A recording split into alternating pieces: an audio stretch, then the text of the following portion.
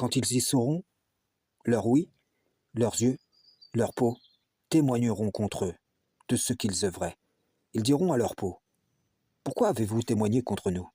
Ils diront, c'est Allah qui nous a fait parler, lui qui fait parler toutes choses. C'est lui qui vous a créé une première fois, et c'est vers lui que vous serez retournés. Vous ne pouviez vous cacher au point que ni votre ouïe, ni vos yeux, et ni vos peaux ne puissent témoigner contre vous. Mais vous pensiez qu'Allah ne savait pas beaucoup de ce que vous faisiez. Et c'est cette pensée que vous avez eue de votre Seigneur qui vous a ruiné, de sorte que vous êtes devenus du nombre des perdants. S'ils endurent, le feu sera leur lieu de séjour, et s'ils cherchent à s'excuser, ils ne seront pas excusés. Et nous leur avons destiné des compagnons inséparables, des démons qui leur ont enjolivé ce qui est devant et derrière eux, et le décret d'Allah s'est avéré juste contre eux, comme contre les autres communautés de djinns et d'hommes qui ont vécu avant eux, ils seront certes perdants. Aujourd'hui, je vais avertir au sujet de ceux qui sont atteints d'un djinn amoureux ou d'une djinna amoureuse, quelle que soit la cause d'assignation, que la personne soit dans le déni ou non, qu'elle soit contemporaine ou ancestrale, car le phénomène est si répandu que cela en devient effrayant dans la, entre guillemets, société musulmane. Toi qui entends cette vidéo, tu es peut-être touché, ou tu connais quelqu'un qui est touché. Je ne parle pas ici de celui ou celle qui serait attaqué dans un moment de faiblesse, dans un retrait momentané de protection dû à un manquement ou autre.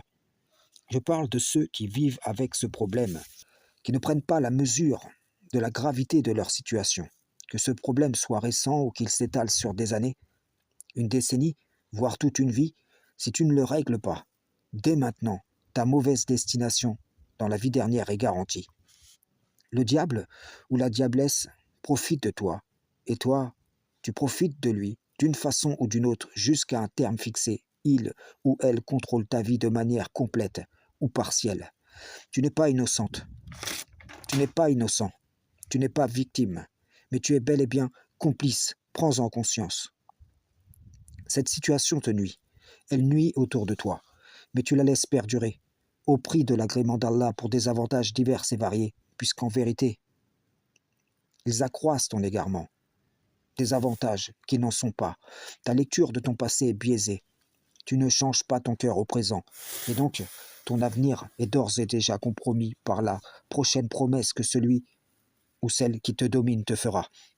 Comprends qu'ils ont des harems, féminins ou masculins, à qui ils font bénéficier de leur réseau, visible ou invisible, enjolivant ce qui est devant ou ce qui est derrière eux, derrière ceux qu'ils possèdent.